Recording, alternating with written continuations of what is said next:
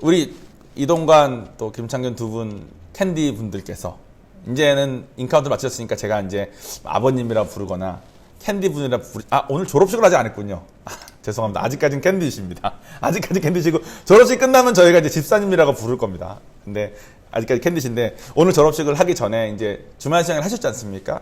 지난주에 기도도 진짜 힘드셨을 텐데 진짜 열심히 하시고 하나님께 제가 두 분이서 기도하는데 하나님께서 이렇게 흡족해 하시는 마음도 느끼고 했어요. 그러니까 하나님께서 두 분의 삶을 이제 잘 이끄셔 주실 것 같아요. 그 길을 저희가 같이 갔으면 좋겠습니다. 근데 제가 처음에 교회 다녔을 때 저는 이제 설교 말씀 듣고 설교 말씀을 통해서 막 많은 메시지를 듣고 배우고 했지만 좀 기본적인 것들을 제가 잘 못 배우고 신앙생활을 했었어가지고 제가 제 맘대로 한 신앙생활이 되게 많았었어요. 그래서 그런 부분들이 많았기 때문에 제가 정말 하나님과 은혜를 나누고 하나님과 마음을 나눠야 되는 많은 부분들을 놓친 부분들이 있었습니다. 그래서 두 분한테 제일 먼저 어떤 설교를 드리면 좋을까, 하나님을 만나는 기도를 하신 다음에 어떤 설교를 하면 드리면 좋을까라 고민하다가 제가 정한 주제가 뭐냐면 찬양입니다. 찬양. 우리 찬양에 대한 걸 간단히 배울 거예요. 찬양 그냥 우리 앞에 이렇게 노래 좀 잘하시는 분이 앞에 쓰시고, 원래는 악기를 좀 잘하시는 분이 해야 되는데 제가 오늘 악기 하는 사람 저밖에 없어서 악기 좀 못하지만 악기 하는 사람 앞에서 노래 부르면 같이 노래를 따라 부르는 게 찬양 아니냐. 또 옛날에는 찬송가가 있었고 요즘은 복음성가가 있고, 복음성가가 좀 더 요즘식인데 요즘은 더 요즘식인 CCM도 있고 요즘 랩도 있어요. 찬양 랩. 그러니까 서로 이렇게 문화에 따라서 이렇게 가는 게 찬양 아니냐, 이런 식으로 본인이 스스로 찬양은 이런 거구나 저런 거구나라고 생각하고 그냥 있을 수가 있습니다. 제가 그랬어요. 제가 찬양에 대해서 상당히 좀 이렇게 폄하했던 사람입니다. 그러니까 찬양 끝날 때까지는 교회 올 필요가 별로 없었어. 예전에는. 찬양 끝날 때쯤 해서 들어갔습니다. 설교는 들으러 가야 되니까. 저는 그런 생각 많이 했어요. 그래서 찬양이 뭔지에 대해서 좀 배우고 우리가 가야 되겠다는 생각이 들어서 찬양에 대한 설교를 준비했습니다. 그 전에 제가 찬양에 대해서 뭔지도 모르면서 함부로 찬양을 폄하하면서 찬양 끝날 때쯤 교회 가고 그랬잖아요. 근데 하나님을 제가 조금 알고 나니까 하나님은 진짜만 받으실 수 있어요. 하나님이 거짓 없는 진짜이시기 때문에. 근데 저의 그런 가짜의 마음으로 드리는 찬양이나 가짜의 마음으로 드리는 기도를 하나님이 받으시기가 어렵더라고. 그러니까 제가 그 오랜 기간, 제가 신앙생활을 몇 년을 했겠습니까? 그죠? 근데 제가 이 찬양에 대해서 온전히 깨달은 거가 몇 년 안 됐거든. 그 전까지에 제가 드렸던 찬양 중에 몇 번을 제외하고는 대부분 그냥 노래 부르다 온 거예요. 하나님이 못 받으시는 노래. 그래서 난 정말 많은 시간을 허송으로 보냈구나. 이거 진짜 아니구나라는 생각이 들었습니다. 그래서 여러분들 오늘 찬양, 이미 찬양이 뭔지 아시는 분도 계시겠지만 오늘 찬양에 대해서 다시 한번 생각해보는 시간을 가질 때 하나님은 진짜만 받으신다는 것을 생각을 하고 드렸으면 좋겠어요. 오늘 본문은 주보에 있습니다. 제가 읽겠습니다. 이 백성은 내가 나를 위하여 지었나니 나의 찬송을 부르게 하려 함이니라. 즉 하나님이 백성들을 지으신 목적이 찬송을 부르게 함이라는 거예요. 두 번째는 시편입니다. 새 노래로 여호와께 노래하라. 온 땅이여 여호와께 노래할지어다. 여호와께 노래하여 그의 이름을 성축하며 그의 구원을 날마다 전파할지어다. 아멘. 이거는 새 노래로 하나님을 전파해야 된다는 말입니다. 제가 이 두 가지 뜻이 무슨 뜻인지 말씀을 드릴게요. 아까 제가 말씀드렸다시피 저는 찬양을 되게 폄하했다 그러지 않았습니까? 저는 하나님께서, 제가 여러분 아시다시피 저는 목회를 하기 전에 영화를 만들던 사람입니다. 영화를 만드는 거를 되게 좋아했고 잘했어요. 제가 잘했던 이유는 그냥 솔직히 말하면 순전히 하나님께서 저에게 좋은 눈과 좋은 귀를 주셨기 때문입니다. 좋은 눈을 주셨다는 건 뭐냐면 무슨 디자인을 보거나 뭘 할 때 제 눈에 그냥 남들 눈에 똑같이 보이는 건데 아주 조금의 차이나 이런 것들도 저는 이게 이런 거구나 이런 게 좀 쉽게 보이는 스타일이에요. 그러니까 예를 들어서 페이스북 같은 거 보시다 보면은 이거 하나만 좀 달린 거 찾으세요. 이런 거 하면 저는 그거를 이렇게 되게 빨리 이렇게 찾는 사람입니다. 노력하지 않아도 눈이 발달한 거죠. 귀도 발달했습니다. 귀도 발달해서 저는 찬양을 들을 때 특히 눈은 찬양을 들을 때 이 찬양팀이 서 있는 구도가 먼저 들어왔어요. 그래서 제가 저 악기 쓴 사람이 조금 왼쪽으로 가야지 이런 생각이 먼저 드는 사람. 되게 피곤한 사람이죠. 솔직히 그게 자꾸 거슬리니까. 찬양도 저는 악기가 하나 뭐 틀리거나 혹은 사운드 믹싱이 좀 잘못되거나 그러면은 막 되게 불편한 사람입니다. 이게 불편한 거예요, 귀에. 그러니까 막 그런 찬양하시는 교회에 제가 가면 처음에 저는 이것을 몰랐을 때는 마음에 찬양을 들으기는커녕하고 그냥 그런 거 판단만 하다가 이렇게 왔습니다. 이렇게 판단만. 이렇게 판단만. 이랬던 저한테 찬양하는데 가장 방해가 됐던 게 뭐였겠습니까? 저에게 있어서 가장 방해가 됐던 거는 제 목소리였습니다. 찬양을 하는데 내 목소리를 못 들어주겠는 거야. 그러니까 막 너무 괴로웠어요. 여러분 중에서는 저희 어머니는 참고로 노래를 되게 잘하십니다. 저희 어머니 성악을 하셨는데 성악도 잘하시겠지만 저희 엄마는 군 생활하시면서 이렇게 일반 그 군인분들이 들으시기에 좋을 만한 곡들을 몇 곡 찾으셔서 연습을 하셨어야 됐어. 그래서 저희 어머니가 노래방 같은 데서 누가 이 사람을 모르시나요? 이런 노래 있죠. 그거를 한 소절만 부르면 바로 이렇게 눈물이 날 것 같은 느낌이 이렇게 딱 들게 하시는 능력이 있으신 분이십니다. 저는 그런 분의 아들인데 군부대에 있는 교회를 갔으니까 그런 분의 아들이라는 이유로 종원아 너는 노래를 참 잘할 거야 하면서 저를 항상 성가대에 세웠는데 저는 어머니의 목소리를 담지 못했어요. 그러니까 항상 핑계로 제가 변성기가 와서요 라는 핑계를 대며 항상 그분들에게 뭔가 핑계를 대요. 내가 항상 지금 생각해보면 난 엄마 안 닮았어요 하면 그만인 건데 내가 왜 그 와중에 핑계를 대고 앉았어야 됐었나 이런 생각도 하고 했었습니다. 저는 제 목소리가 항상 되게 방해가 됐어요. 그래서 항상 찬양하는 사람 중에 노래 잘하는 사람들을 부러워했습니다. 왜냐면 하나님은 찬양하라고 백성들을 만들었다는데 저 사람들은 노래를 저렇게 잘하니까 저렇게 찬양을 할 수 있고 난 내 목소리가 내가 이렇게 싫은데 남들은 얼마나 싫을까라는 생각으로 남들 앞에서 크게 부르지도 못했어요. 사실 지금도 제가 온전한 치유를 못 받고 완전한 자유함을 못 얻어서 한 3개월 전만 해도 제가 주보에 항상 올렸던 게 찬양에 대한 도움 구한다라는 게 광고에 나가지 않았습니까?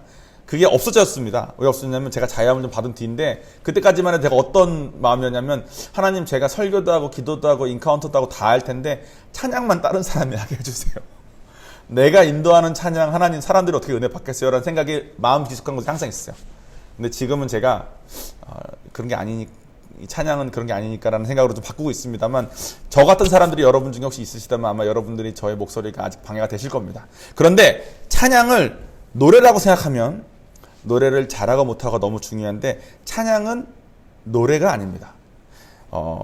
이사야 말씀에 대한 얘기를 좀 할 건데 이사야 말씀에 찬송을 부르게 하려 함이라라고 되어 있잖아요. 여기서 찬송의 원어가 제가 이제 공부를 좀 더 하면 제가 그 히브리어 수업을 하나 들었습니다. 그래서 이제는 읽을 줄 알아요. 근데 제가 분석까지는 못해. 그래서 제가 지금 들고 오는 이 분석의 내용들은 다 다른 목사님이 하신 것을 제가 공부해서 가져온 겁니다. 근데 저에게 시간을 조금만 더 주시면 제가 다음 히브리어까지 수업을 들은 다음에 제가 직접 분석해서 근데 이거는 어떤 목사님 말씀에 따르면 찬송이라는 단어의 히브리어는 테힐라라는 단어인데 이 단어는 구약에서 노래를 뜻할 때마다 나온답니다. 그러니까 테힐라라는 단어가 나올 때마다 이거는 이제 노래구나 라고 사람들이 인식을 했대요. 근데 테일라라는 단어가 노래라는 단어로 쓰이지만 이 뜻의 원래 근본적인 의미가 하나님을 자랑하고 칭송하다는 뜻이는 거예요. 그러니까 이건 거예요. 하나님 진짜 좋으신 분이시네요. 이게 찬송이라는 거야. 누군가가 마음으로 하나님 진짜 고마워요. 이게 찬송이라는 거야. 다 같이 찬송합시다. 자, 하나님 고마워요. 이게 찬송이 아니라 내가 살다가 하나님 진짜 고마워요. 하나님 너무 고마워요. 이게 찬송이라는 거야. 근데 그 찬송의 그 마음에 음을 붙인 거야. 그래서 노래로 하면서 하나님께 그걸 드리는 게 찬송이라는 거예요. 그리고 찬송을 부르게 하다의 이 부르게가 사파르라는 단어인데 이것도 하나하나 열거하다라는 뜻이래. 그래서 이제 음을 열거해서 부르게 하는 것처럼 우리가 인식을 했는데 찬송이라는 거가 뭔지를 실제 찬송을 부르게 하다. 백성을 찬송을 부르게 하기 위해서 지었다라는 뜻의 그 뜻은 뭐냐면 하나님을 칭송하고 하나님을 자랑하는 말이 백성들 입에서 계속 나오게 하기 위해서 내가 너를 창조했다는 뜻이에요. 그러니까 우리가 찬송한다. 그 뜻은 뭐냐면 하나님 진짜 고마워요. 하나님 진짜 능력 있으신 분이시네요. 하나님 나 진짜 구하셨네요. 나 정말 죽었어야 되는데 나 구했네요. 이게 찬송인 거. 이게 백성들 입에서 계속 나오게 하기 위해서 백성들 찬송했다는 거야. 그러니까 매일 찬송가를 부르고 살라라는 뜻이 아니라 매일 주님을 찬송할 만큼, 그러니까 입에서 하나님을 자랑할 만큼 입에서 그게 끊이지 않게 살게 하라라는 게 찬송을 매일 부르라는 뜻이래요. 그런데 저는 노래라고 생각했었습니다. 그래서 음이 좀 안 맞으면 연습을 저렇게 하면 안 되지라는 생각을 하거나, 아니 탤런트 받은 사람이 있는데 탤런트 받은 사람을 쓰지 왜 탤런트를 못 받은 사람은 저렇게 시험만 주지 성도들한테 이딴 생각이 나면서 제가 예배한 거예요. 그러다가 제가 미국에 있는 어떤 그 음악으로 유명한 흑인 교회를 한번 간 적이 있어요. 그 교회는 그 무슨죠? 시스터 액트 같은 그런 분위기인데 정말 잘해. 정말.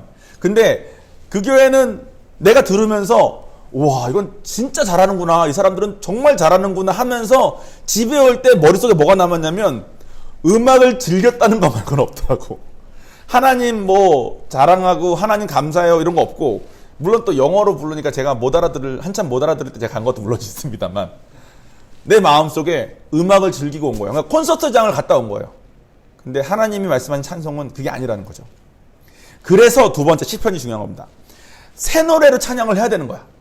왜냐하면 하나님을 내가 불렀던 찬양, 즉 불렀던 그 가사로만 하나님 이래요, 뭐 하나님 멀고 험한 이 세상 길 참 고달팠는데 하나님 날 구해줬어요만 하는 게 아니라 점점 더 새 노래로, 점점 더 하나님 자랑할 것이 더 많아져서 더 많은 걸로 열거하라는 뜻이에요. 그러니까 여러분 여기에 제가 뭐 물론 이게 요즘 좀 좋은 교회는 가사 위에 음이 이렇게 있대요. 그래서 처음 보는 그 노래도 같이 이렇게 부를 수 있게. 제가 이제 악보를 그걸 좀 준비해 보려고 했는데 그런 게 인터넷에 잘 없고 저희는 그런 악보 뽑아내는 시스템이 솔직히 아직 없습니다. 그래서 우리가 뭐 그런 프로그램은 있더라고. 돈 주고 사면 되는. 근데 저희가 지금 그렇게 여력도 좀 안 되고 저랑 우성사모 둘이서 지금 찬양을 다 하고 있는데 그걸 매번 만들기도 어렵고 해서 못 하고 있는데 저희는 솔직히 가사만 나오지 않습니까? 그러니까 모르는 찬양, 특히 어른분들 입장에서는 젊은이들 부르는 모르는 찬양이 나왔어도 찬송의 원래 목적은 제가 인카운터 때 여러분께 항상 강조한 게 그거잖아요. 노래 모르셔도 괜찮으니까 이 가사를 그냥 따라서 읽으시라고. 왜냐하면 그게 찬송의 원래 의미여서 그래.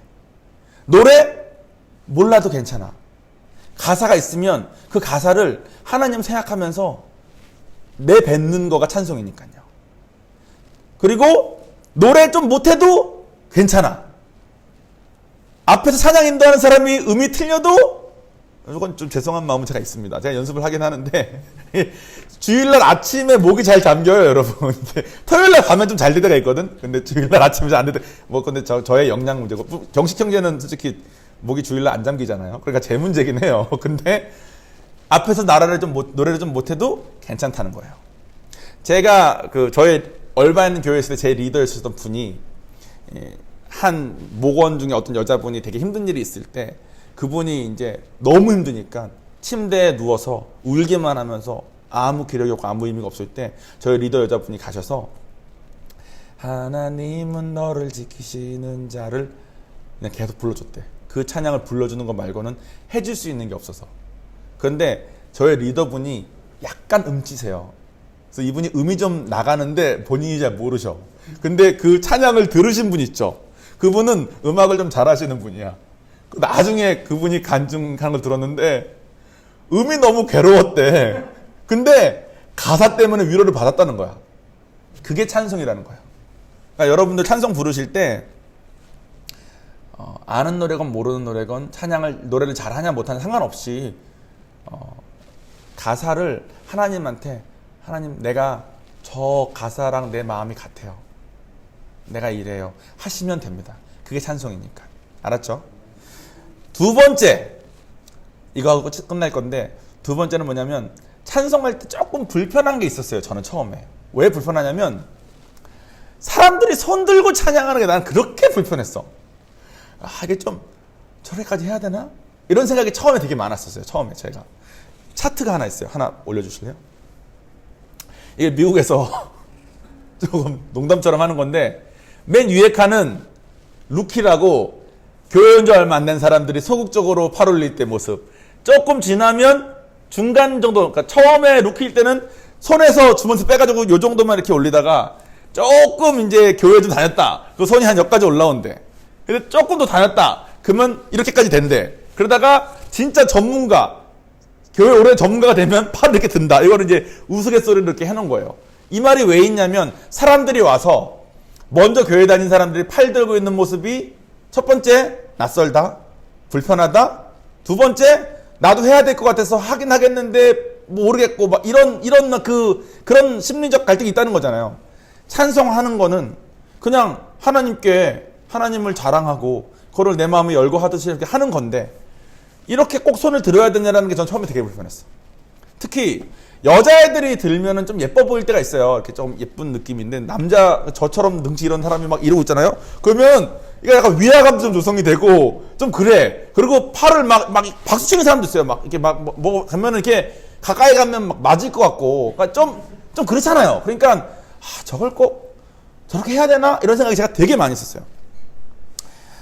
제가 이 생각이 있다는 것을 어떤 선교사님한테 말씀드렸을 때 그 선교사님께서 저한테 알려주신 말씀이 있어요. 그 선교사님 저한테 이렇게 말씀하셨어요.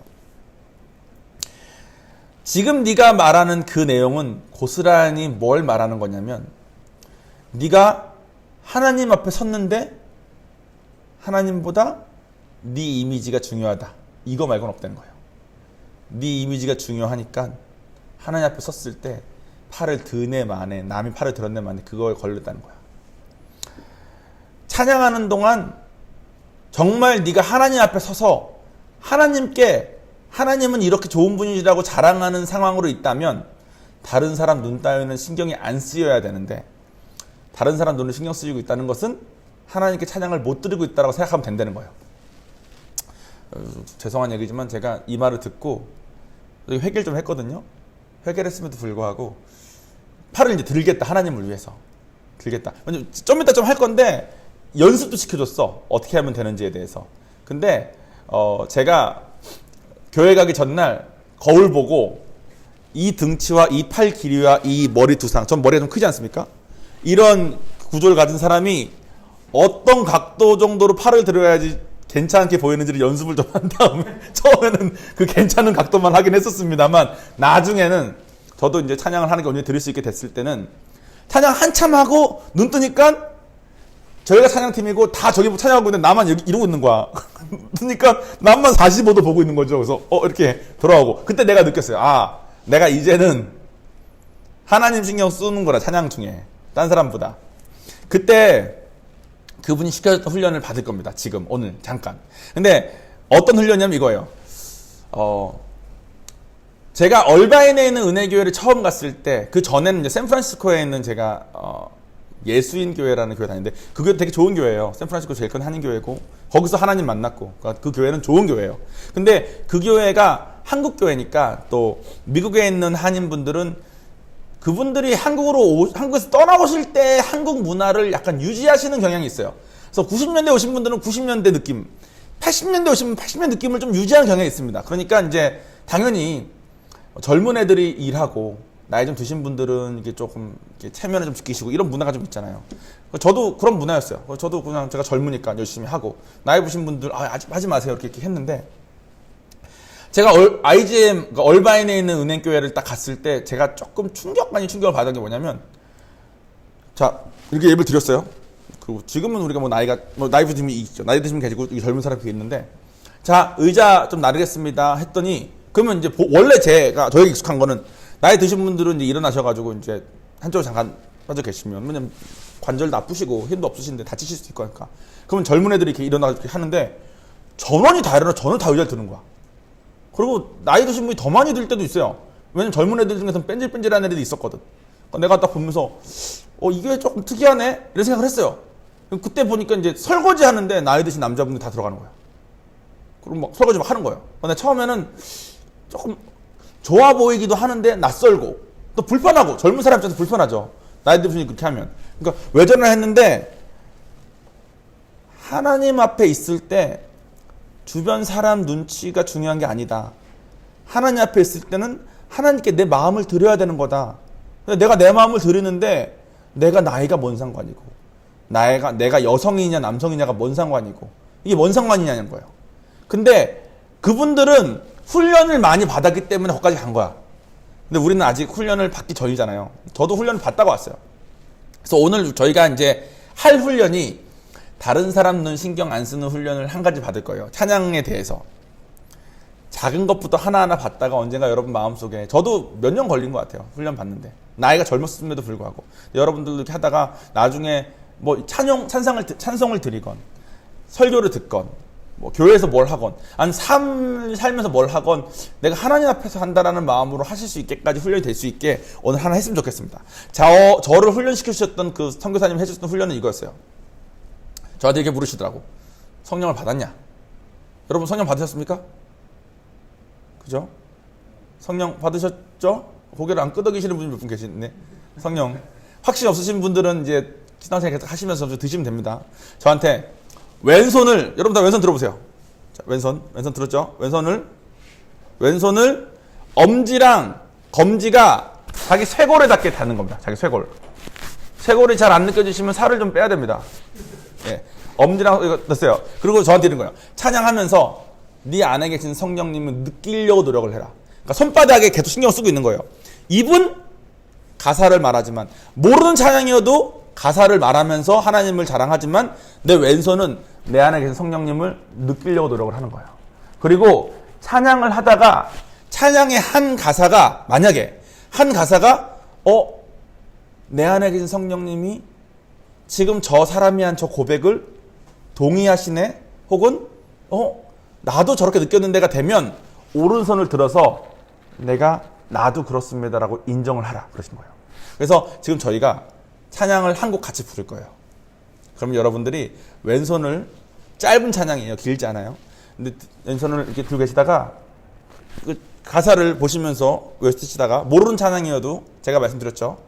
가사를 뱉으면서 하나님을 자랑하는 거라고 말로 이렇게 하시다가 저거 나랑 마음이 같네, 그러시면 손을 드는 연습을 한번 해보겠습니다. 예배 중에 하는 거 괜찮냐라는 생각을 들어서 제가 조금 기도를 몇 번 해봤는데 하나님이 괜찮대. 이거를 그냥 원래 하던 대로 그냥 부르면 음이 가는 대로 노래를 부르게 되잖아요. 근데 노래를 부르지 마시고 소리 안 내셔도 괜찮아. 근데 이 가사를 하나님을 자랑하는 마음으로 선포하는 거예요. 내 안에 그 성령님을 느끼면서. 왼손 올리시고,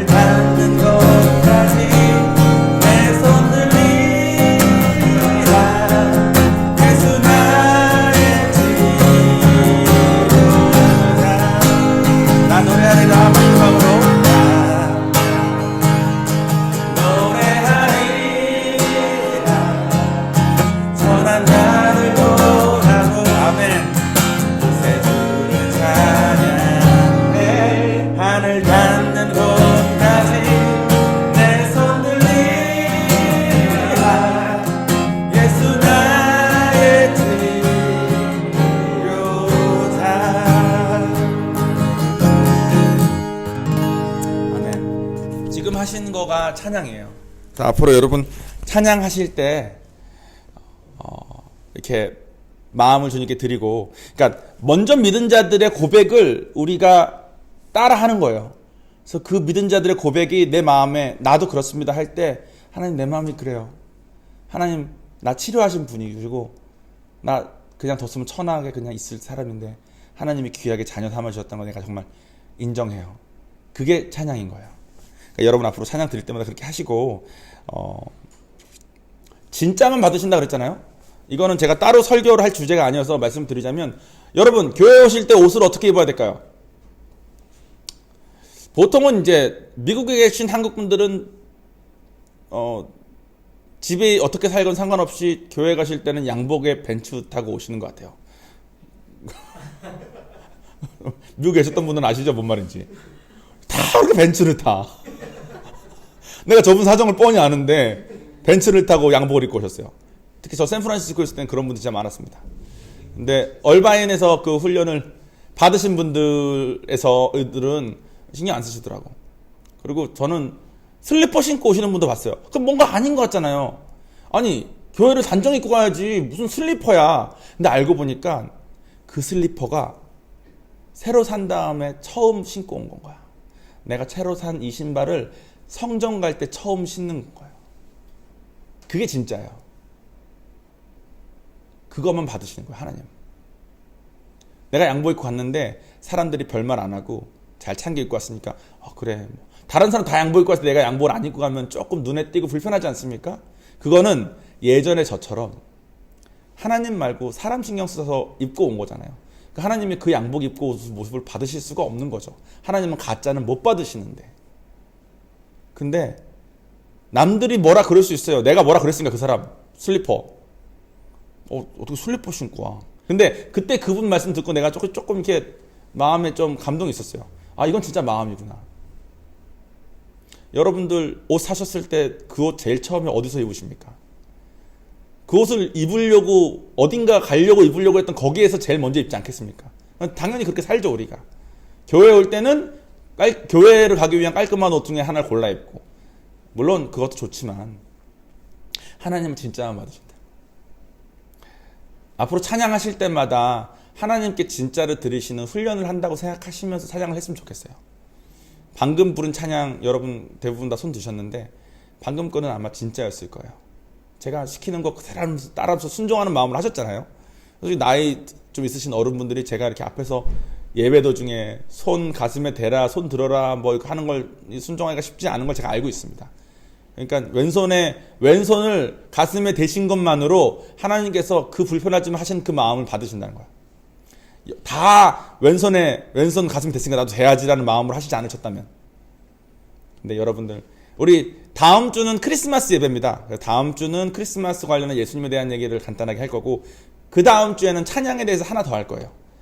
그때는 제가 여러분 불편하게 뭐 손 들고 뭐 하자 이거 안 시킬 거예요. 이제 알아서 하셔야 돼. 헌금송 이제 할 거잖아요.